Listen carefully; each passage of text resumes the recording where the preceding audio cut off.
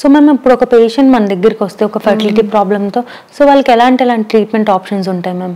అది depends on, అంటే ఇప్పుడు వాళ్ళకి ఏజ్ ఎంత ఉంది, ఆ కపుల్ మన దగ్గరకు వచ్చినప్పుడు వాళ్ళ ఫస్ట్ మనం హిస్టరీ తీసుకుంటాం. వాళ్ళ ఏజ్ ఎంత ఉంది, వాళ్ళకి మ్యారేజ్ ఎన్ని ఇయర్స్ అవుతుంది, ఫీమేల్ పార్ట్నర్ ఏజ్ ఎంత ఉంది, మేల్ పార్ట్నర్ ఏజ్ ఎంత ఉంది, వాళ్ళకి ఇంతకుముందు ఎలాంటి ట్రీట్మెంట్స్ తీసుకున్నారు, వాళ్ళ ఏ ప్రాబ్లం అనేది మనకు ఐడెంటిఫై అయింది.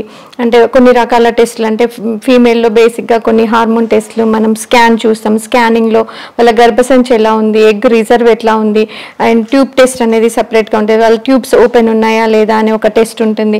అండ్ మేల్ పార్ట్నర్లో చూసుకుంటే వాళ్ళ సెమెన్ అనాలిసిస్లో మనకి కౌంట్ ఎట్లా ఉంది, మొటిలిటీ ఎట్లా ఉంది, మార్ఫాలజీ ఎలా ఉంది, ఇవన్నీ కూడా చూసుకొని ఇంతకుముందు వాళ్ళు ఏ రకమైన ట్రీట్మెంట్ తీసుకున్నారు, వాళ్ళకి ఏ రకమైన ప్రాబ్లం ఉంది, అండాశయాలకు సంబంధించిన ప్రాబ్లం ఉందా, ట్యూబ్స్కి సంబంధించిన ప్రాబ్లం ఉందా, గర్భసంచికి సంబంధించిన ప్రాబ్లం ఉందా, ఓవరాల్గా మనకి ఇవన్నీ చేయడం వల్ల, వాళ్ళ హిస్టరీ తీసుకోవడము, ఇది కొన్ని బేసిక్ టెస్ట్ చేయడం వల్ల ఒక ఐడియా వస్తుంది మనకి. దాని ద్వారా ఇప్పుడు ఆల్రెడీ వాళ్ళకి ఇంకా రీసెంట్గానే మ్యారేజ్ అయింది, ఒక 2 years ట్రై చేశారు, అవ్వలేదు అని అంటే మనం సింపుల్ మిగతా మనకి టెస్టుల్లో పెద్దగా ఏ ప్రాబ్లమ్స్ ఐడెంటిఫై అవ్వలేదు, నార్మల్గానే ఉంది అంటే చిన్న మెడికేషన్తోనే మనం ట్రై చేస్తాం. సో అలా మెడికేషన్స్ ఆల్రెడీ వాళ్ళు వాడి ఉన్నారు, ట్రీట్మెంట్ తీసుకున్నారు అని అంటే స్టెప్ బై స్టెప్ ఉంటుంది అనమాట. ఫస్ట్ వాళ్ళకి చిన్న మెడికేషన్ ఇచ్చి వాళ్ళ ఓవులేషన్ ఎప్పుడవుతుంది అనేది ట్రాక్ చేసి ఆ టైంలో ఇద్దరు ఇంటర్కోర్స్ పార్టిసిపేట్ చేయాలి అని చెప్తాం.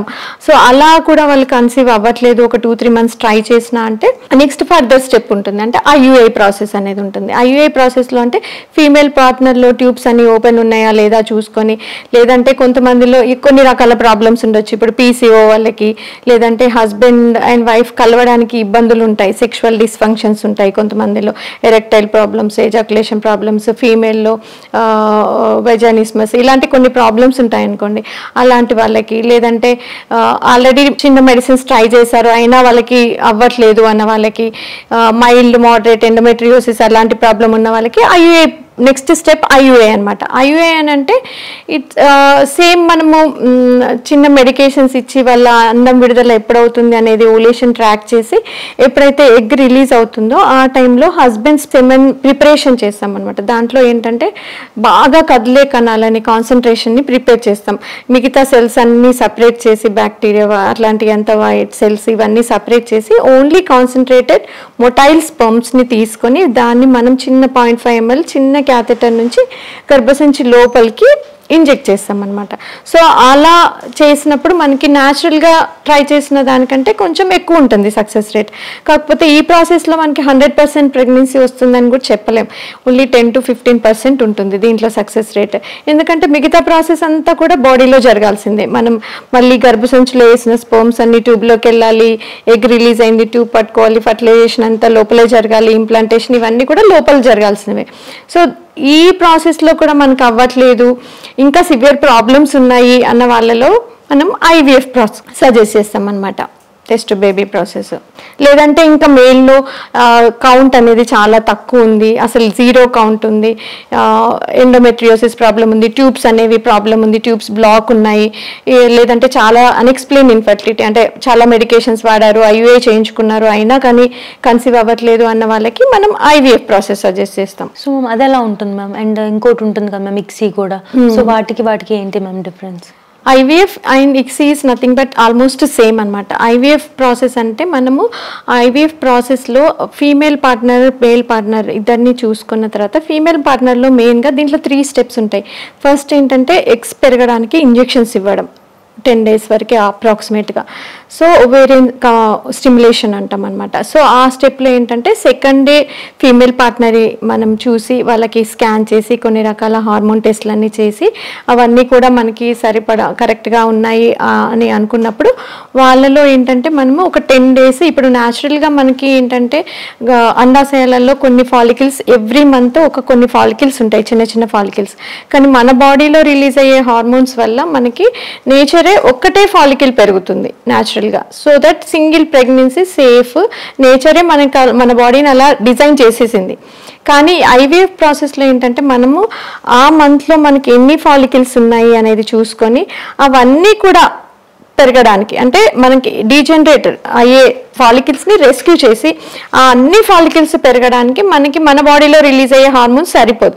సో అందుకని ఎక్స్టర్నల్గా మనకి హార్మోన్ ఇంజెక్షన్స్ అనేవి ఇస్తుంటాం అనమాట. అలా డైలీ హార్మోన్ ఇంజెక్షన్స్ ఇచ్చి ఆ ఫాలికల్స్ అన్నీ సరిపడా సైజ్ వచ్చింది, మెచ్యూర్ అంటే సర్టెన్ సైజ్ వచ్చిందంటే 18 mm 17 mm ఎబో ఉన్నాయంటే అవన్నీ మెచ్యూర్ ఫాలికల్స్. ఆ సైజ్ వచ్చే వరకు అప్రాక్సిమేట్గా 10 to 12 days వాళ్ళకి ఇంజెక్షన్స్ ఉంటాయి. సో మధ్యలో వాళ్ళకి ఏంటంటే ఇంకొక ఇంజెక్షన్ కూడా ఉంటుంది. ఒక 4 days ఇంజెక్షన్స్ ఇచ్చిన తర్వాత ఈ ఎగ్స్ అనేవి ముందుగానే రిలీజ్ కాకుండా ఒక యాంటగో ఇంజెక్షన్ అనేది ఒకటి ఉంటుంది. సో ఆ ఇంజెక్షన్ కూడా వాళ్ళకి ఇచ్చేసి ఆ సరిపడా సైజ్ వచ్చిన తర్వాత ఆ లాస్ట్ డే వాళ్ళకి ఒక ట్రిగ్గర్ ఇంజెక్షన్ అనేది ఉంటుంది. ఆ ట్రిగ్గర్ ఇంజెక్షన్ ఇచ్చిన తర్వాత మనం 36 hours లోపల ఆ ఎగ్స్ని మనం కలెక్ట్ చేయాలి. అది మనం ల్యాబ్లో అండర్ అనస్థీషియా మనం అవి కలెక్ట్ చేస్తామన్నమాట. స్కాన్ గైడెడ్ వాళ్ళకి అనస్థీషియా ఇచ్చి ఒక నీడిల్ ద్వారా ఆ ఫాలికల్ ఫ్లూయిడ్ అంతా బయటకు తీసేసి ల్యాబ్లోనే మనం మైక్రోస్కోప్ కింద చూస్తాం. సో దాంట్లో మనకి ఎన్ని ఊసెట్స్ వచ్చాయి ఏంటి అనేది చెక్ చేస్తాం. సో ఇది సెకండ్ స్టెప్, అంటే ఓవం కలెక్షన్, ఓవం పికప్ అనమాట. సో ఇది సెకండ్ స్టెప్. సో అదే డే మనము హస్బెండ్ నుండి కూడా స్పర్మ్ తీసుకొని స్పర్మ్ని కూడా మైక్రోస్కోప్ కింద మ్యాగ్నిఫికేషన్లో బెస్ట్ స్పర్మ్ని సెలెక్ట్ చేసి మ్యాక్సిమం ఒకదానికొకటి ఇంజెక్ట్ చేస్తాం. ఇది ఇక్సీ ప్రాసెస్. ఐవీఎఫ్లో ఏంటంటే మనం ఒక డిష్లో ఒక 2 eggs తీసుకొని దాంట్లో సెమెన్ మనము ఒక 20,000 స్పర్మ్స్ని ఒక డిష్లో వేస్తాం అనమాట. సో దాన్ని ఇంక్యుబేటర్లో పెడతాం. పెట్టినప్పుడు ఏమవుతుందంటే ఆ స్పర్మే న్యాచురల్గా ఒక స్పర్మే ఆ ఎగ్ని సెలెక్ట్ చేసుకుంటుంది. ఇది ఐవీఎఫ్ ప్రాసెస్. అంటే ఒక 1 or 2 oocytesకి కొన్ని 1000 స్పర్మ్స్ వేసి ఒక డిష్లో వేసి పెట్టడం. ఇక్సీ ప్రాసెస్ ఏంటి అంటే మైక్రోస్కోప్ కింద చూసుకుంటూ మనమే ఒక్కొక్క oocyteకి ఒక్కొక్క స్పర్మ్ని మనమే ఇంజెక్ట్ చేయడం, అంటే అండర్ మైక్రోస్కోపిక్ గైడెన్స్. సో దాన్ని ఇక్సీ అంటారు, అంటే ఇంట్రాసైటోప్లాస్మిక్ ఇంజెక్షన్ ఆఫ్ స్పర్మ్ అనమాట. సో మనమే మైక్రోస్కోప్ కింద చూసుకుంటూ ఇంజెక్ట్ చేసాం. ఆ డిష్ని మళ్ళీ మనం ఇంక్యుబేటర్లో పెడితే అది 5 daysకి మనకి ఎంబ్రియో తయారవుతుంది. సో అది డే బై డే అది డివైడ్ అవ్వకుంటూ 5 days తర్వాత ఎన్ని ఎంబ్రియోస్ ఫామ్ అవుతాయి అనేది తెలుస్తుంది. ఇది సెకండ్ స్టెప్. థర్డ్ స్టెప్ ఏంటంటే తయారైన ఎంబ్రియోని మళ్ళీ ఫీమేల్ పార్ట్నర్ యొక్క గర్భసంచిలోకి పంపించడం.